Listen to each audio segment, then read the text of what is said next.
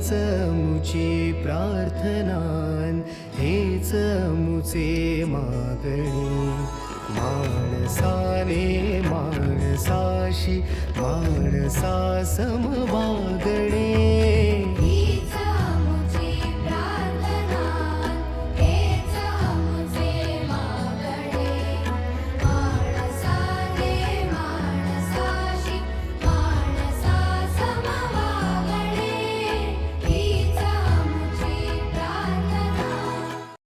नमस्कार मित्रांनो, आजचा व्हिडिओ भाषा आणि भाषेचा शिक्षक या विषयावर आहे की भाषेचा शिक्षकांना आपला पाठ शिकवताना तो कसा शिकवावा. वर्षाव म्हणजे पाऊस घ्या लिहून, मृदगंध म्हणजे मातीचा गंध. ए गधड्या, खिडकीतून बाहेर काय पाहतोस रे, लिहून घे. मधुग्रंथ म्हणजे मातीचा वास. वर्गात कुठलीही तरी पावसाची कविता सुरू होते. रेनकोट घालून गुरुजी शिकवत होते. न भिजता मुलं पावसाची कविता शिकत होते. त्यात ना जलधारांचा ओलावा, ना पहिल्या पावसानं आतून भरून आलेला मातीचा सुगंध. कोरड्या तंत्रानं पोर्शन पूर्ण करण्याची पगारघाईनं भाषेची शिक्षक कविता उरकत होते. न भिजलेला शुष्क मन विद्यार्थ्यांना कोरडं ठेवून रणगाड्याच्या क्रूर अलिप्तपणे पुढे सरकत होते.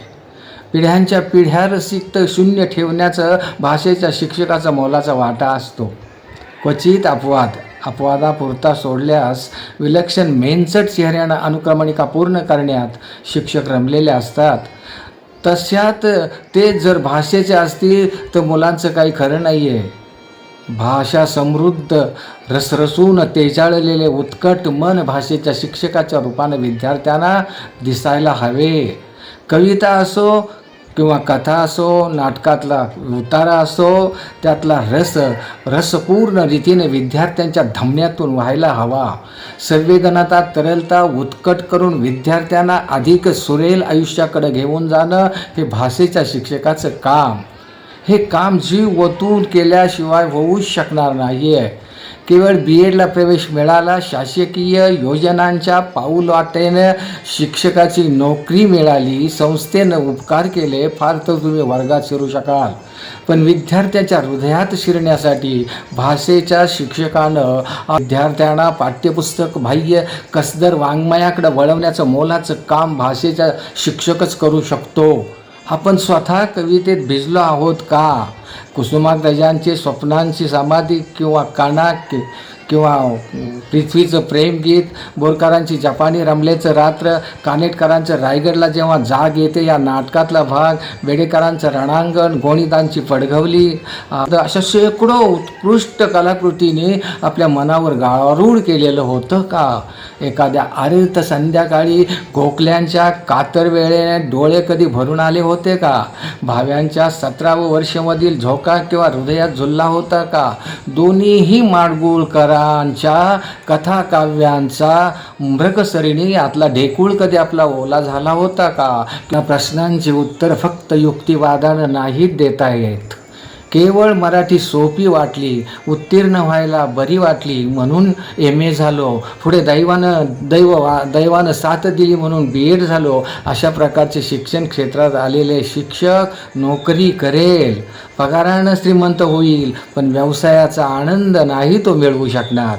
सर्वच विषय महत्त्वाचे, पण भाषेचा शिक्षक सर्वात भाग्यवान, कारण तिथं मनाच्या तळाचा तळ धुंडाळण्याचं आव्हान आहे. बालकवी औदुंबूर प्रत्येक नव्या वर्षी आपल्याला समृद्ध करत बहरत राहिली पाहिजे. विद्यार्थ्यावर बरसणं नंतर आधीच भरलेलं आषाढ स्वतःच निर्माण केला.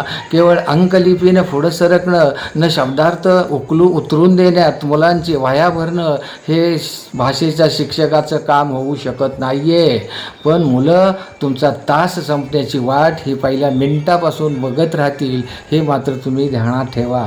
माझं व्हिडिओ ऐकून तुम्ही प्रसन्न व्हाल असं मला वाटत नाही आहे, पण आज शिक्षण व्यवस्थेने रंध्र बुजवलेल्या नव्या पिढीला माणूसपणा देऊन याआधी फुलू आणि नंतर विद्यार्थ्यांना फुलू हे महत्त्वाचं ठरणार आहे. मला आठवत आहे की सर्वपल्ली राधाकृष्णन एके ठिकाणी म्हटले होते, no lamp can light another lamp unless he continues burn with own flame. एखादा दिवा स्वतःच्या तेलानं आणि वातीनं ढाणाढाणा पेटल्याशिवाय तो इतर दिव्यानं पेटवू शकत नाही. हेच या वाक्यातलं मर्म आहे. ते आपण शोधलं पाहिजे, ते आपण शोधावं अशी मी आपणास विनंती करतो. धन्यवाद.